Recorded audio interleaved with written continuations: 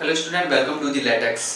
तो इस वीडियो में मैं बताने वाला हूँ एक डिफरेंशियल इक्वेशन का। हमारे पास एक क्वेश्चन है, जो क्वेश्चन है उसमें हमें बताना है कि उसका कॉम्प्लीमेंट्री फंक्शन क्या होगा, यानी CF उसका हमें बताना है। क्वेश्चन है हमारे पास d3y/dx3 minus k4 d2y/dx2 plus k5 dy/dx minus k2 y equal to 0। ठीक है, तो ये जो हमारे पास एक डिफरेंशियल इक्वेशन गिवन है, इसका हमें क्या बताना है, CF बोलते हैं कॉम्प्लीमेंट्री फंक्शन। कॉम्प्लीमेंट्री फंक्शन, ठीक है, कॉम्प्लीमेंट्री फंक्शन हमें यहाँ पर इसका बताना है। क्लियर? तो देखो क्या करेंगे, सबसे पहले हमें क्या करना होता है, कॉम्प्लीमेंट्री फंक्शन निकालने के लिए जब भी हमारे पास कोई भी एक डिफरेंशियल इक्वेशन गिवन होती है, तो अब हमें क्या करना होता है, उसकी ऑक्सिलरी इक्वेशन बनानी होती है। क्या बोलते हैं उसे? Auxiliary equation is that AE। Auxiliary equation के लिए हम क्या करते हैं, जो हमारे जितने भी डेरिवेटिव गिवन है, जो भी ऑर्डर गिवन है, उतना ही हम क्या कर देते हैं, m की पावर कर देते हैं। जैसे कितना आ जाएगा, देखो कितना डेरिवेटिव है, d3y/dx3, मतलब थर्ड ऑर्डर का डेरिवेटिव है, तो क्या कर देंगे, m की power 3 as it is minus K 4 n square plus के 5 m माइनस के 2 y इक्वल टू 0। ठीक है, तो क्या करना होता है, जब भी हमारे पास कोई एक ऐसी डिफरेंशियल इक्वेशन गिवन हो और हमें उसका कॉम्प्लीमेंट्री फंक्शन निकाल करके बताना हो, तो तब हमें क्या करना है कि सिंपली उसकी एक ऑक्सिलरी इक्वेशन बना लेते हैं, और ऑक्सिलरी इक्वेशन में y लिखने की हमें जरूरत नहीं होती है। सिंपली जितने ऑर्डर का डेरिवेटिव होता है उसे हम किससे रिप्लेस कर देते हैं, m से या m की पावर से। ठीक है, जितने थर्ड ऑर्डर का डेरिवेटिव है तो m की पावर 3, सेकंड ऑर्डर का डेरिवेटिव है तो m की पावर 2, फर्स्ट ऑर्डर का डेरिवेटिव है तो m की पावर 1 यानी m और माइनस के 2 इक्वल टू 0। क्लियर? यहाँ तक आपको क्लियर हुआ होगा। अब क्या करना है, सिंपली हमें इस इक्वेशन को सॉल्व करना है। तो देखो इस इक्वेशन को हम डायरेक्टली सॉल्व नहीं कर सकते, हमें क्या फाइंड करने हैं, इसके रूट्स फाइंड आउट करने हैं। क्या फाइंड करने हैं? रूट्स फाइंड आउट करने हैं। क्लियर? तो देखो इसके रूट्स आप डायरेक्टली तो निकाल नहीं सकते, तो हमें क्या करना होता है, जैसे हमारे पास m की वैल्यू पुट करके देख सकते हैं हम इसमें कि m की कौन सी वैल्यू इसमें सेटिस्फाई कर रही है। तो मोस्टली आपका m equal to 1, m equal to -1, m equal to 2 और m इक्वल टू -2 तक ये सेटिस्फाई कर जाता है। ठीक है, तो सबसे पहले हम क्या रख के देख सकते हैं, m इक्वल टू 1 रख के देख सकते हैं, क्या ये 1 इसे सेटिस्फाई करेगा या नहीं। तो रख के देख लीजिए, देखो 1 का क्यूब माइनस यानी 1 हो जाएगा आपका, माइनस का 4 हो जाएगा यहाँ पर, प्लस का 5 हो जाएगा और माइनस का 2। क्लियर? ये 6 और ये 6 यानी इक्वल टू 0। तो m इक्वल टू 1 क्या कर रहा है, सेटिस्फाई कर रहा है। किसे कर रहा है? इक्वेशन को सेटिस्फाई कर रहा है। तो देखो एक तो रूट आपका यहाँ से निकल करके आ गया। रूट्स वही तो होते हैं जो आपकी इक्वेशन को सेटिस्फाई करें। जो हमारी इक्वेशन होती है क्वाड्रेटिक हो, क्यूबिक हो, जैसे हमारी क्यूबिक इक्वेशन आ गई है, तो जो रूट्स आएंगे इस इक्वेशन के वजह से क्या करेंगे, सेटिस्फाई करेंगे। तो पहला रूट आपका मिल जाता है यानी m इक्वल टू 1। अब देखो क्या करना होता है, हमें एक रूट मिल गया, अदर रूट निकालने के लिए क्या तरीका है, देखो तो यानी m इक्वल टू 1 सेटिस्फाई कर रहा है आपकी इक्वेशन को, तो हम क्या कर लेंगे, देखो एक मेथड है आपका इक्वेशन को छोटी बनाने का, या जैसे क्यूबिक है तो क्यूबिक को स्क्वायर बनाने का। क्लियर? तो देखो इसके सारे कोएफिशिएंट रख लीजिए। क्या क्या कोएफिशिएंट है, m का 1 है, ठीक है, माइनस का 4 है और 5 है आपका, और एक क्या है, माइनस का 2 है। क्लियर? और कौन सा रूट सेटिस्फाई कर रहा है, m इक्वल टू 1 रख दीजिए।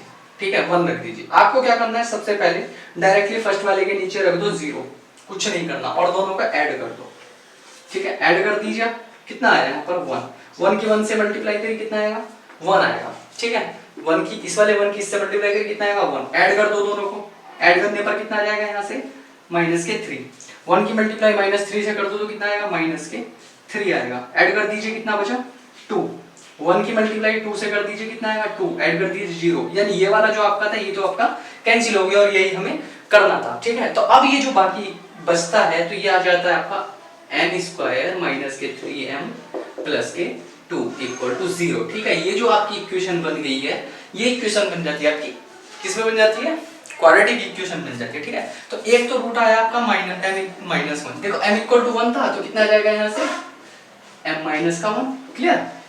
m माइनस 1 एंड आपकी इक्वेशन रहती है m स्क्वायर माइनस के 3m and plus K 2। Clear? Equal to 0।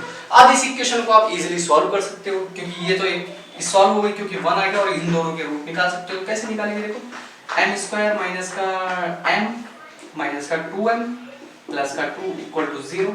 यहाँ से m कॉमन ले लीजिए तो कितना बचा, m माइनस का 1। यहाँ से माइनस का 2 कॉमन ले लीजिए तो m माइनस का 1। ठीक है, तो यहाँ से आपके रूट आ जाते हैं, एक तो m माइनस का 1 और एक m माइनस का 2। यानी ये आपके 3 रूट बन गए हैं इक्वेशन के, ठीक है। ये जो आपकी इक्वेशन क्यूबिक इक्वेशन थी, इक्वेशन नंबर 2 जो हमने ऑक्सिलरी इक्वेशन बनाया था, उस इक्वेशन के आपके कितने रूट आ जाते हैं 3। देखो जितने ऑर्डर की इक्वेशन होगी, जो हाईएस्ट ऑर्डर होगा इक्वेशन का, उतने ही उस इक्वेशन के रूट होंगे, चाहे वो 4 ऑर्डर की हो या 5 की हो या nth ऑर्डर की हो। तो देखो यहाँ से m की वैल्यू कितनी आ जाती है आपकी, m की वैल्यू 1 1 एंड 2 आ जाती है, बिकॉज क्योंकि देखो m माइनस का 1 इक्वल टू 0 यानी m equal to 1। Clear, as it is आपका m इक्वल टू 2 आ जाएगा, ठीक है। तो अब निकालना है आपको कॉम्प्लीमेंट्री फंक्शन। कॉम्प्लीमेंट्री फंक्शन क्या होता है, देखो CF निकालते कैसे हैं, देखो अब तक तो हमने रूट्स निकाल लिया, देखो CF बता देता हूं मैं आपको। CF के 2-3 आपके फॉर्मूले होते हैं, कॉम्प्लीमेंट्री फंक्शन निकालने के फॉर्मूले होते हैं, ठीक है। यहां तक सभी को क्लियर होगा किस तरीके से हमने इस इक्वेशन को सॉल्व किया है। क्लियर, देखो कौन कौन से होते हैं, देखो अगर आपके रूट सेम आए तो यहाँ पर देखो 2 रूट आपके सेम आ गए हैं, तो सेम के लिए फॉर्मूला होता है C1 प्लस के C2 x और e की पावर x। क्लियर, e की पावर x यानी m1x या mx लिख दीजिए यहाँ से, ठीक है, जो आपका रूट्स है। क्लियर, और ये तो हो गए सेम के लिए, जब आपके रूट्स कैसे जाए सेम, और डिफरेंट आ जाए तो C1 e की पावर m1x प्लस के C2 e की पावर m2x। सिंपल ये आपके फॉर्मूला होता है CF निकालने का, ठीक है। तो रख दीजिए, 2 रूट आपके सेम है, क्या है 1 1 है, तो कितना आ जाएगा यहाँ से C1 प्लस के C2x और e की पावर mx, मतलब m आपका रूट होता है यानी 1x।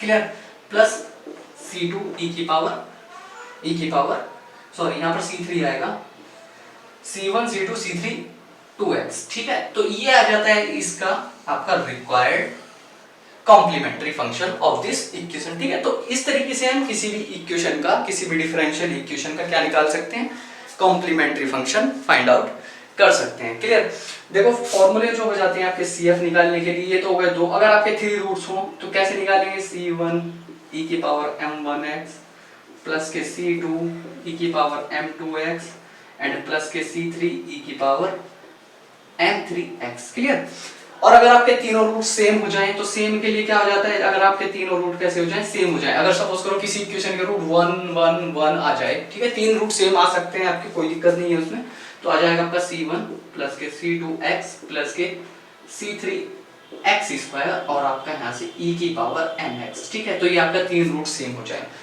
और एक और होता है आपका, अगर आपके रूट्स कैसे हो जाएं, रूट्स कैसे हो जाएं, इमेजिनरी रूट्स।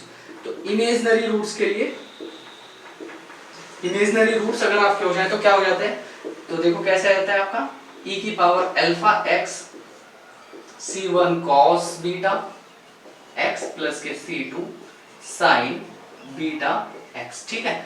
देखो इमेजिनरी रूट्स कैसे आते हैं, इमेजिनरी नंबर सभी को होता है अल्फा प्लस के i बीटा की फॉर्म में होता है। तो अगर आपका कुछ इस तरीके के रूट्स आपके इक्वेशन के आ जाते हैं तो आप कौन सा फॉर्मूला लगाओगे, CF निकालने के लिए, कॉम्प्लीमेंट्री फंक्शन निकालने के लिए e की power alpha x C1 cos beta plus के C2 sin बीटा, ठीक है। अल्फा और बीटा की वैल्यू आपकी यहाँ से निकल जाती है। क्लियर, तो ये था आपका डिफरेंशियल इक्वेशन। जब आपको गिवन हो तो उसका हम कॉम्प्लीमेंट्री फंक्शन किस तरीके से निकालते हैं और इक्वेशन को कैसे सॉल्व करते हैं।